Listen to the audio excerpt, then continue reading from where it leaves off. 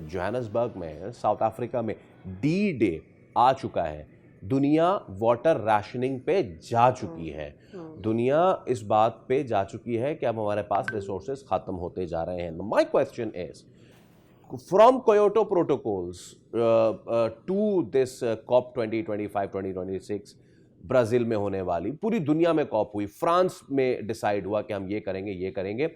जो डिसाइड होता है उसके बाद बड़ी ताकतें उससे पीछे हट जाती हैं जब वो वापस अपने अपने मुल्क चली जाती हैं, चाहे वो क्लाइमेट फाइनेंसिंग का हो, क्लाइमेट फंडिंग का हो, आपकी कार्बन एमिशन से जो नुकसान पहुंच रहा है उससे भरपाई करना हो दूसरे ममालिक को।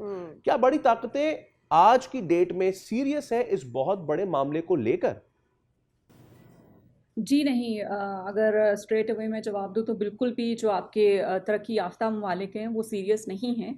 क्योंकि अगर वो सीरियस होते तो क्लाइमेट चेंज के ऊपर जो है वो बहुत एग्रेसिवली काम हो रहा होता है, बहुत ज़्यादा इम्प्रूवमेंट्स आ रही होती, कार्बन डाइऑक्साइड रिडक्शन पे काम हो रहा होता, मीथेन एमिशंस को कम करने पे काम हो रहा होता, और जो ये जितने जो वॉरफेयर चल रही है उसको कम होने पे जो है वो कंट्रीब्यूशन प्ले हो रहा होता है, जो आपके पेरिस एग्रीमेंट है उससे वॉकआउट ना कर रहे होते, रिन्यूएबल्स की तरफ हम मूव कर रहे होते, और जितना जो स्ट्रेसर है इन्वायरमेंटल स्ट्रेसर उनको हम कम कर रहे होते।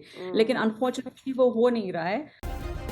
सब्सक्राइब करें और बेल दबाएं ताकि कोई खबर रह न जाए।